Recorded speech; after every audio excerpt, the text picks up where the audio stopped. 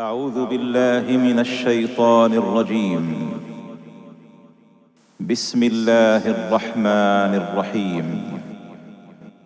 يا أيها الذين آمنوا إذا نودي للصلاة من يوم الجمعة فاسعوا إلى ذكر الله وذروا البيع ذلكم خير لكم إن كنتم تعلمون. الحمد لله رب العالمين. إن الحمد لله نحمده ونستعينه ونستغفره ونستهديه ونسترشده ونعوذ بالله من شرور أنفسنا ومن سيئات أفعالنا وأعمالنا وأقوالنا. من يهده الله فلا مضل له ومن يضلل الله فلن تجد له وليا مرشدا.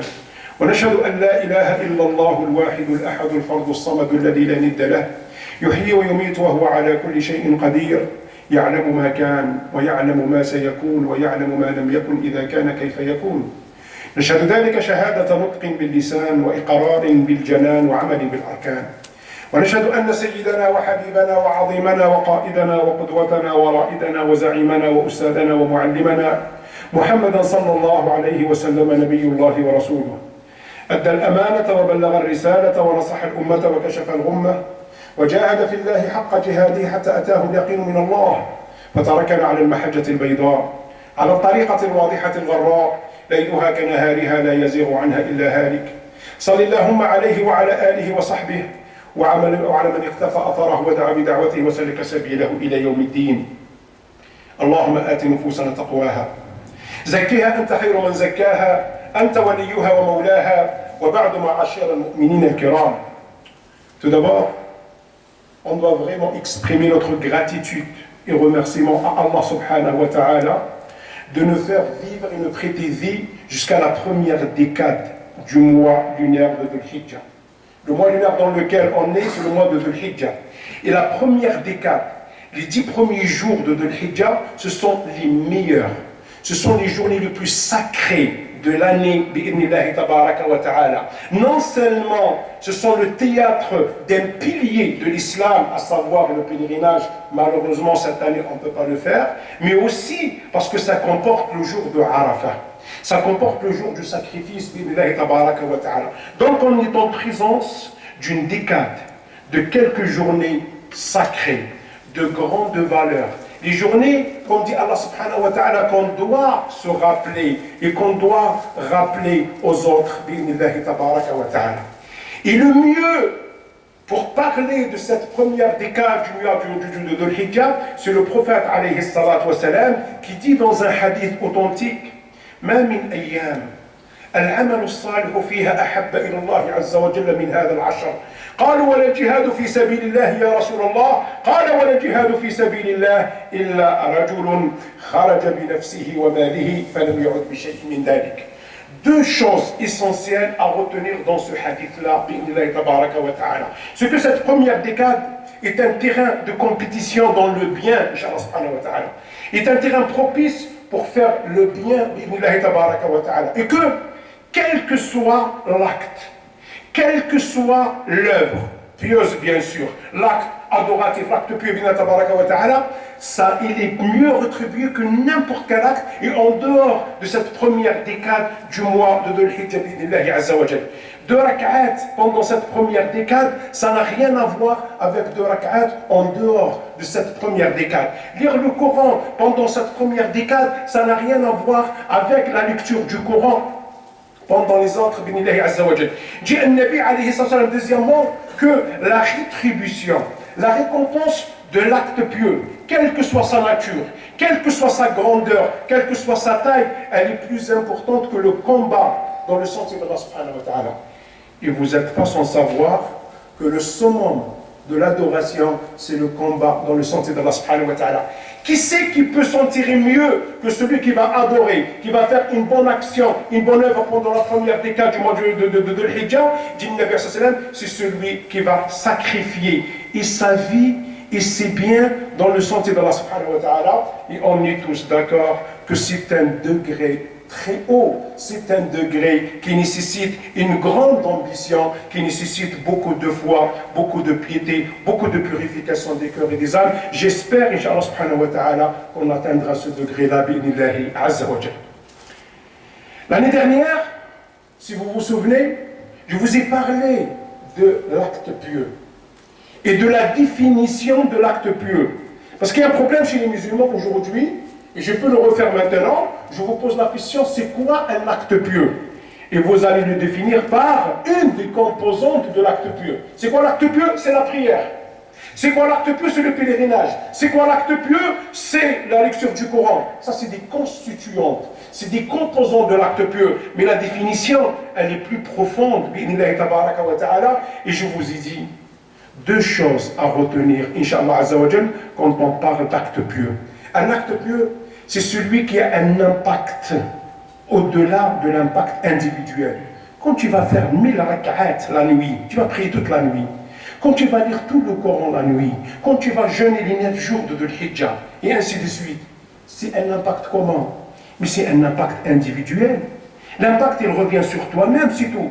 Par contre, il y a d'autres actes dont l'impact, il te dépasse.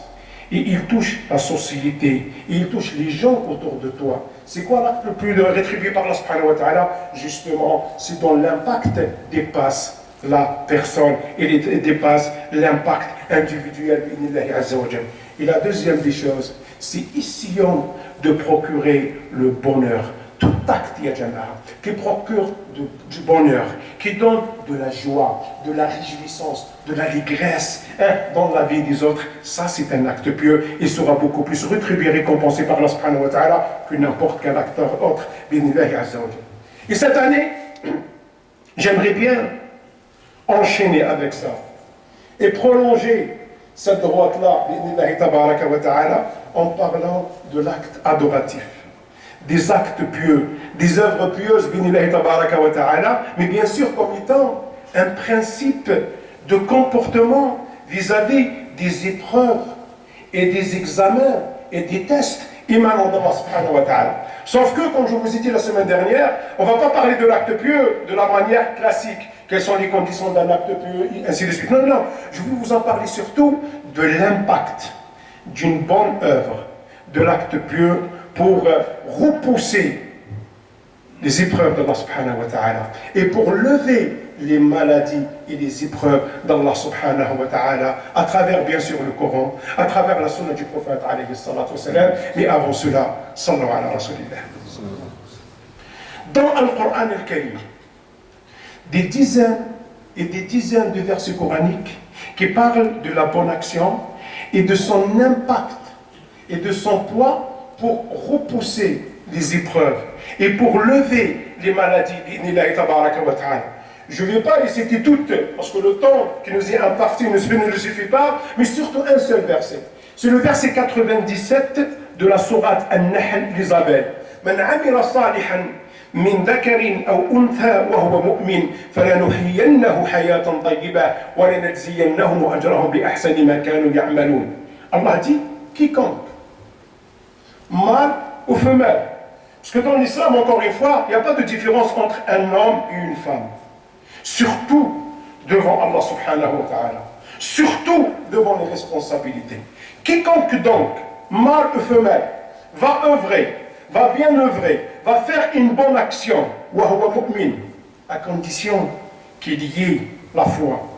À condition d'acquérir la foi. Et c'est pour cela que la remarque qu'on peut faire dans le Coran al-Karim, à chaque fois que Allah subhanahu wa ta'ala parle de bonne action et de bonne œuvre, Allah subhanahu wa ta'ala la lie étroitement à la foi, qui veut dire tout simplement que l'une des conséquences de la foi, c'est de faire du bien. Quelqu'un qui te dit, Masha'Allah, moi je suis croyant, moi j'ai la foi, moi je suis pieux, moi je suis ci, moi je suis cela, et à chaque fois qu'il y a une occasion pour faire du bien, il ne le fait pas, il doit remettre en cause sa foi. Il doit se mettre dans le banc des accusés, subhanallah. Mais c'est pas ça la foi. La foi, elle te pousse, elle t'oblige encore une fois à faire du bien. C'est pour cela, 50 passages de Al-Qur'an al-Karim, à chaque fois que Allah subhanahu wa ta'ala parle de la foi, parle de la bonne action. À chaque fois que Allah subhanahu wa ta'ala parle de la bonne action, avant Et en préambule et en amont, Allah subhanahu wa ta'ala parle de quoi? Parle de la foi. Alladhina amanu wa amilu salihat. C'est la formule consacrée dans le Coran al-Karim. Donc, quiconque, mâle ou femelle, en ayant la foi, en ayant la croyance qui va faire une bonne œuvre, c'est quoi la récompense dans ce bas monde? Je ne parle pas de la récompense dans le delà. Allah dit, en certifiant, l'aime en langue arabe, c'est que Allah subhanahu wa ta'ala est en train de jurer. Wallahi, la uhyiyannahu hayatan tayyiba. Par Allah, dit Allah subhanahu wa ta'ala, nous le ferons vivre une bonne vie, dit Allah subhanahu wa ta'ala.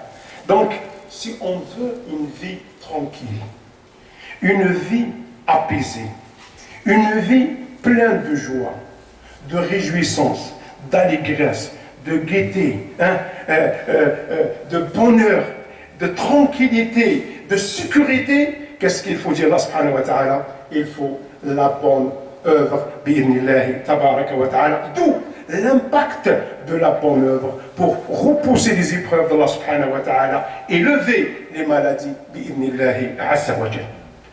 Hadith du prophète alayhi salatu wa salam dans lequel il dit Sana'i'ul ma'ruf taqi masari' as-su'i wal halakati wal afat. La conception du bien, faire le bien, essayer de faire le bien, aider à faire le bien autour de soi, qu'est-ce qu'elle fait? Elle te donne la fin heureuse du Nabi alayhi sallam. Qui c'est qui ne veut pas finir sa vie heureuse? Qui c'est qui ne veut pas avoir une fin rose? Bi'idhnillahi tabaraka wa ta'ala. Mais bien sûr, chacun d'entre nous veut cela. Mais pour le faire, qu'est-ce qu'il faut? Pour l'atteindre, qu'est-ce qu'il faut? Pour pouvoir l'avoir, qu'est-ce qu'il faut? Et il faut faire du bien. Même si on parle de la conception du bien, bi'idhnillahi tabaraka wa ta'ala. Non seulement ça te donne une fin rose, mais aussi elle repousse toutes sortes d'épreuves, toutes sortes de maladies, toutes sortes de crises dans laquelle on peut se retrouver. Donc pour dire l'impact de la bonne action, pour repousser les épreuves de Allah subhanahu wa ta'ala et pour lever la maladie, inshallah azza wa jal. Et pour terminer tout cela, pour corroborer tout cela, bi'idhnillahi azza wa jal, un hadith du prophète alayhi sallam, ou plutôt une histoire racontée par le prophète alayhi sallam. Une histoire qui se trouve dans l'authentique de Bukhari et Muslim. Une histoire normalement que vous connaissez. L'histoire de ces trois amis de confession juive qui ont décidé un jour d'aller dans une partie de chasse. Ils montent dans une montagne, mais malheureusement, orage, pluie torrentielle et ainsi de suite. Qu'est-ce qu'il faut? Il faut se réfugier dans une grotte. Ils rentrent dans une grotte et chute de pierre malheureusement. Une grosse pierre qui va fermer la porte de la grotte. Qu'est-ce qu'il faut faire? Encore une fois, comme je vous ai dit la semaine dernière, ils n'ont pas la 5G ou la 4G. Ils n'ont pas de smartphone. Ils ne sont pas géolocalisés comme on dit aujourd'hui. Ils n'ont rien pour faire quoi que ce soit. Crier, il n'y a personne qui va les entendre. Pousser la pierre, ils n'ont pas la force nécessaire. Casser cette pierre, ils n'ont pas les matériaux nécessaires pour le faire. Et donc, qu'est-ce qu'il faut faire? Ils se sont dit, on va faire un dua, comme on l'a dit la semaine dernière. Mais on va faire un dua par rapport à un acte ou une œuvre pieuse qu'on a accomplie dans notre vie. Normalement, chacun d'entre nous, doit avoir ne serait-ce qu'une seule action pieuse, bonne de sa vie. Et à chaque fois qu'il est dos au mur, qu'est-ce qu'il doit faire? Il doit se la rappeler et demander à Allah subhanahu wa ta'ala, grâce à cette action, de le faire sortir de l'impasse dans laquelle il se retrouve, chers amis, bi'idhnillahi azza wa jalla. Le premier, qu'est-ce qu'il disait? Il disait, moi, j'avais mes parents et mes enfants. Donc il avait l'amour paternel et l'amour, j'allais dire, des enfants. Et il avait une règle, une loi chez lui à la maison, avant qu'il mange, lui, ses enfants et sa femme, priorité aux parents. Les parents passent devant l'épouse et les enfants. Pas aujourd'hui. Non. Aujourd'hui, l'épouse et les enfants, ça passe avant les parents. Ça passe parfois même devant Allah subhanahu wa ta'ala. Bon, bref, c'est pas notre sujet.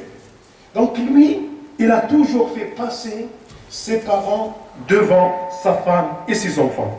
Une fois, il est sorti pour du travail, il est sorti pour des obligations, et il revient très tard, au point où les parents dormaient. Ils ne pouvaient pas réveiller les parents. Et les enfants étaient là. Ils avaient faim. Ils se tordaient de faim, subhanallah. Et lui, qu'est-ce qu'il disait? Non, vous n'allez pas manger avant mes parents.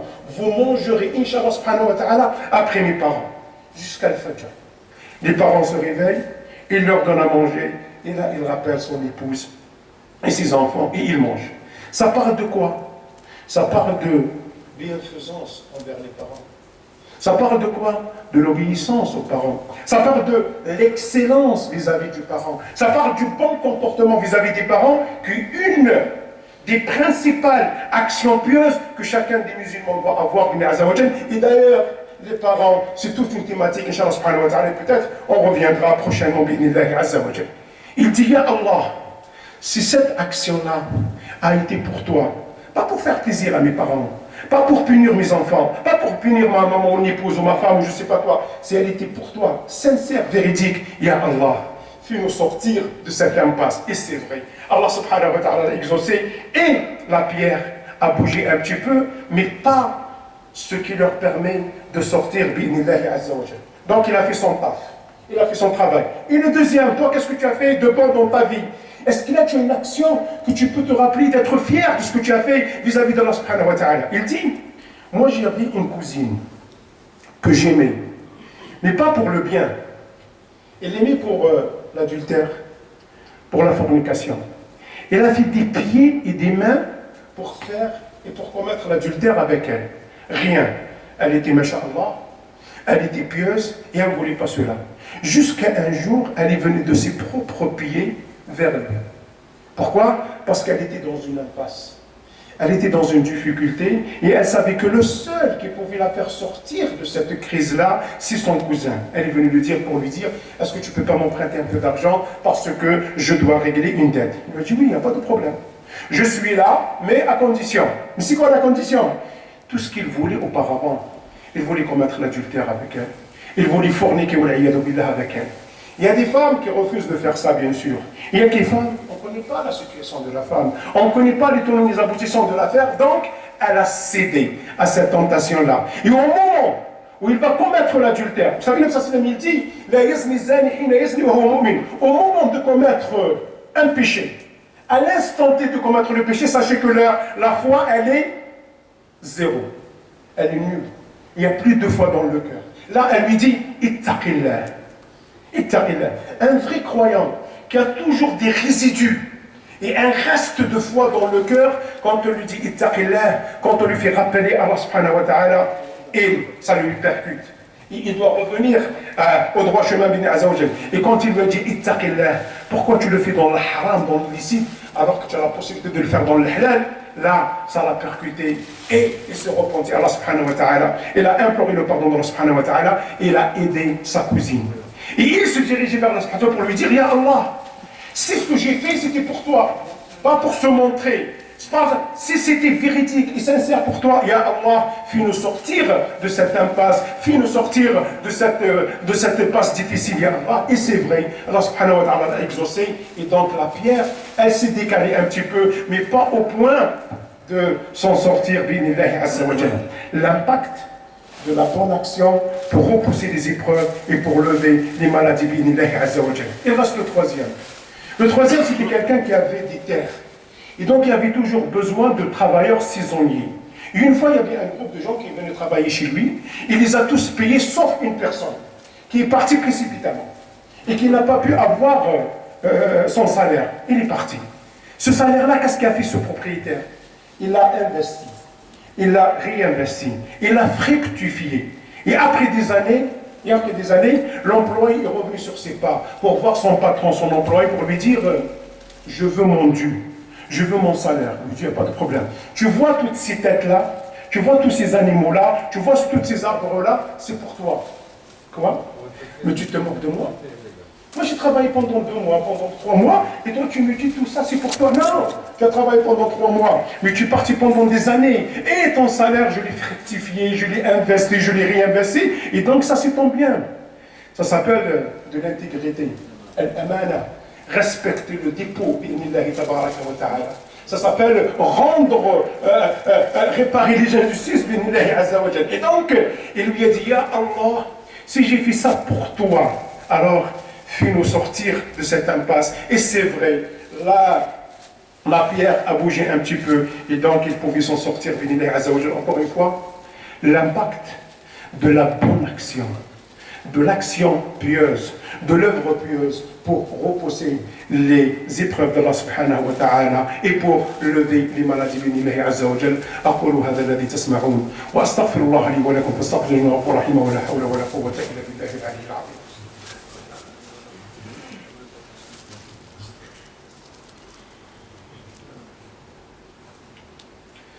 الحمد لله رب العالمين والصلاة والسلام على رسول الله الكريم.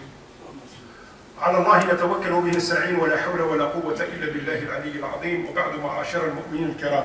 Normalement, pas un seul prêche ni deux pour parler de la bonne action et de son impact pour pousser et pour repousser les épreuves d'Allah subhanahu wa ta'ala et lever les maladies. Mais le temps ne nous permet pas de encore développer, mais surtout de parler d'une composante de la bonne œuvre, parce que c'est le moment dont on parle d'Ibn Azza wa Jal. J'ai oublié de vous en parler de As-Sadaqa, l'aumône, le don dans le sentier d'Allah subhanahu wa ta'ala, et aussi son impact pour repousser les épreuves d'Allah subhanahu wa ta'ala et pour lever les maladies.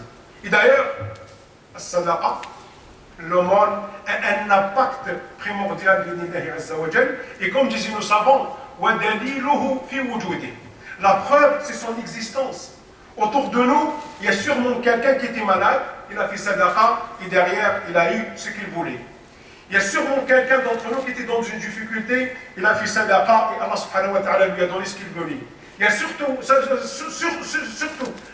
sûrement parmi nous, quelqu'un par exemple qui voulait avoir un concours, il a fait sadaqa, il n'était pas bien prêt et Allah subhanahu wa ta'ala l'a aidé pour réussir. Ça existe. On n'a pas besoin de remonter très loin et d'aller dans les livres jaunes pour trouver trace de cela, mais chacun d'entre nous peut vivre cela, il suffit de remarquer que Nabi nous disait Dawu mardakum bis sadaqa.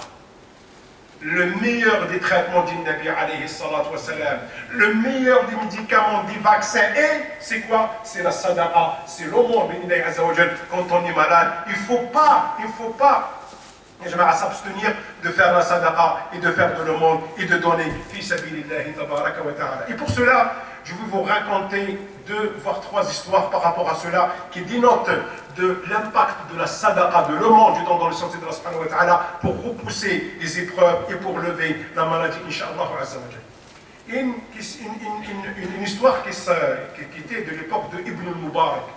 Ibn al-Mubarak, c'est l'un des plus grands savants des musulmans d'Allah azza wa jalla. Et il tenait une assemblée de savoir dans sa mosquée. Et une fois, il y a quelqu'un qui s'est approché de lui dans son assemblée pour lui dire, Imam, est-ce que tu ne peux pas me faire un dua? Est-ce que tu ne peux pas me faire un dua? J'ai un problème de santé. Ça fait 7 ans que je suis malade. Je suis allé voir tous les médecins. Je suis parti de partout et j'ai fait tous les traitements et rien. J'arrive pas à guérir cette maladie. Donc, Ibn Mubarak a demandé aux gens de lui faire dua, ils lui ont fait dua. Et cette assemblée-là, elle était fréquentée et par les hommes et par les femmes. Il y avait une femme dans cette assemblée-là que le soir, elle est allée chez elle à la maison, avant le fajr, elle faisait quelques rak'at, et ensuite elle s'est endormie.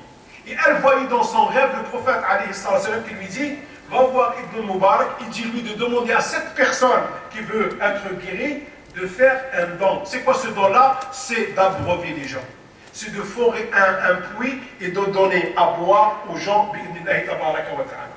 Salat al-Fajr, la femme arrive avec un petit papier, elle le laisse sur la chaise de Ibn Mubarak. Ibn Mubarak rappelle la personne pour lui dire, regarde ce que tu vas faire. Il est allé dans un endroit où vous avez besoin d'eau. Donc il a foré, donc il a creusé un puits et les gens sont servis, bi'idnillahi tabaraka wa ta'ala. Un mois après, il était guéri. Un mois après, il était guéri par la baraka de ce don, de cette sadaqa, bidnillahi azza wa jal. Encore une fois, l'impact de la sadaqa, de l'aumône, du don dans le santé de Allah subhanahu wa ta'ala pour repousser les épreuves et pour lever la maladie, bidnillahi azza wa jal.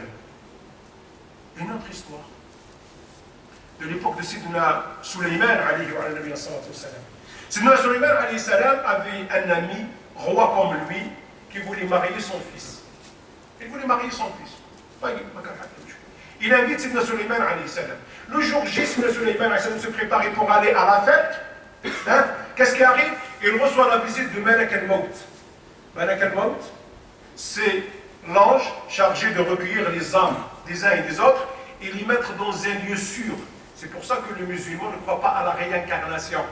Une âme qui se sauve pour aller rentrer dans un autre corps. Non, non, non. Ça, c'est Malak al-Maut qui est chargé de cela. Ça, c'est des anges spéciaux qui sont chargés de cela.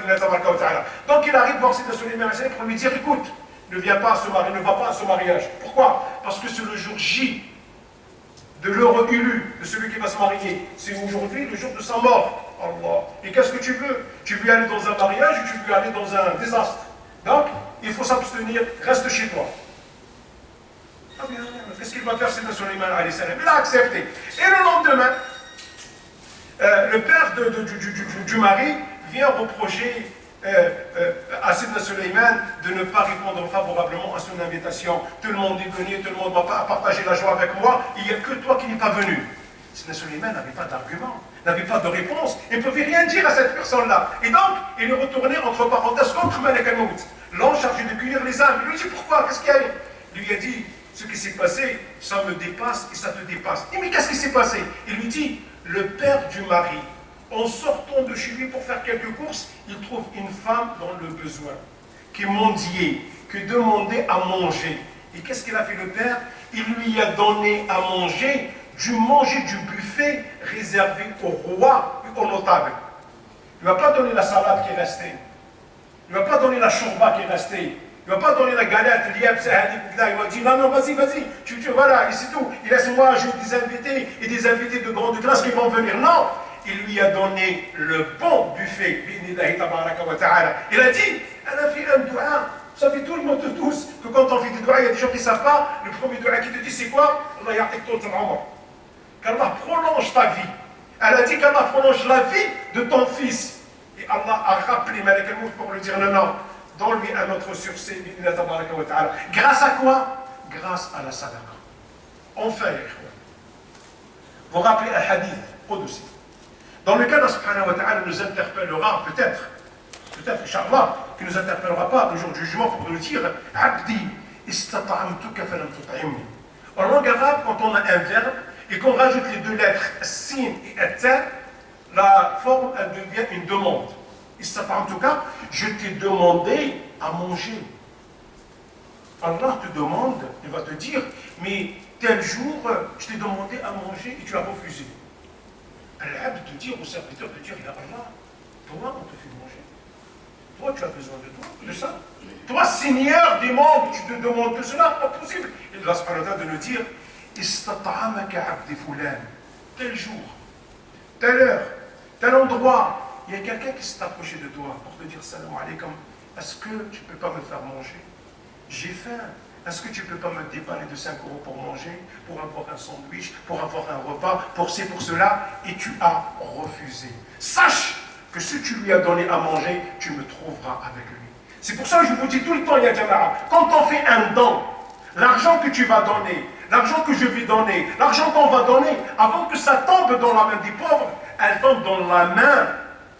Elle tombe dans la main. Elle tombe dans la main de qui? d'Allah subhanahu wa ta'ala. Au fait, on donne à Allah azza wa jalla. Au fait, on emprunte à Allah subhanahu wa ta'ala. Pourquoi je dis ça? Parce que j'aimerais bien avec vous renouveler l'opération de l'année dernière. On a fait l'Eid. Il y a énormément de familles qui sont dans le besoin. Ils ont besoin aussi d'avoir un petit bonheur et une petite joie à travers l'agneau de l'Eid, à travers l'offrande. Désolant, quand tu entends des gens qui te disent « Oui, mais moi j'ai quelqu'un, voisin de mon père en Algérie ou au Maroc, en Tunisie, que je vais lui donner. » Non, il y a jamais. Dans de telles situations, oublions l'Algérie. oubliant le Maroc, la Tunisie, Bangladesh, Tataou, Libye, ainsi de suite. Alors, le jour du jugement, tu te diras, comment ça se fait, ton voisin, il a dans le besoin, et toi, tu es allé secourir le voisin de ton père.